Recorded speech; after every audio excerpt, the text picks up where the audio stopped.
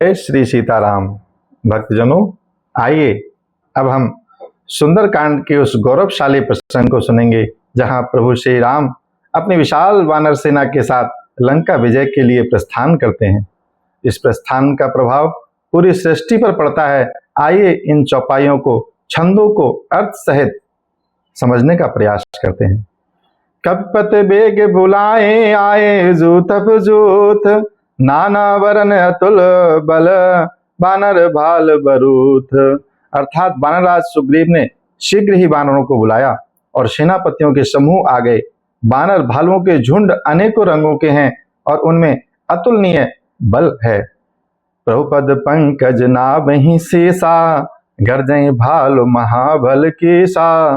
देखे राम शकल कप सेना, चितय कृपा कर राजीव नैना।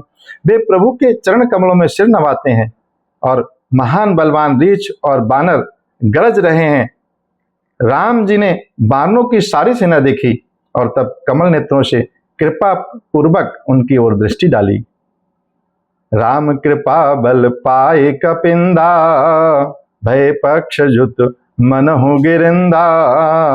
हरस राम तब कीन पयाना, सगुन भय सुंदर शुभनाना।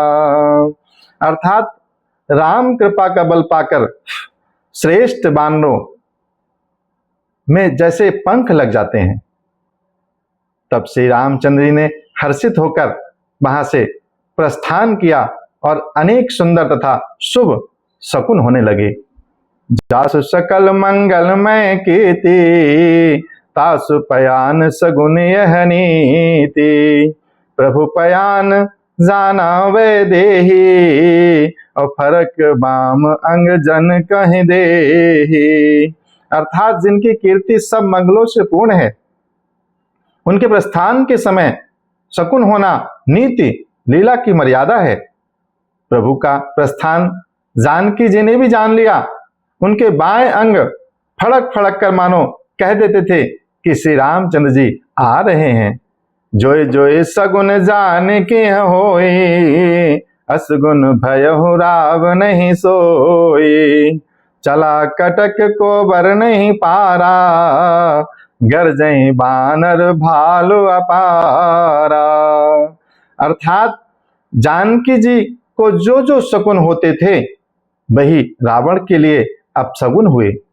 सेना चली, उसका वर्णन कौन कर सकता है। असंख्य वानर और भालू गर्जना कर रहे हैं, नाना प्रकार से गर्जना करके चीख रहे हैं। तो नख आयुध गिर पादप चारी, चले गगन में इच्छाचारी। के हरनाथ भालु कप करहीं, और डगमगाहे दिग्गज चेकरहीं। तो नख ही जिनके शस्त्र हैं, वे इच्छा अनुसार चलने वाले रीछ वानर पर्वतों और वृक्षों को धारण किए कोई आकाश मार्ग से और कोई पृथ्वी पर चले जा रहे हैं।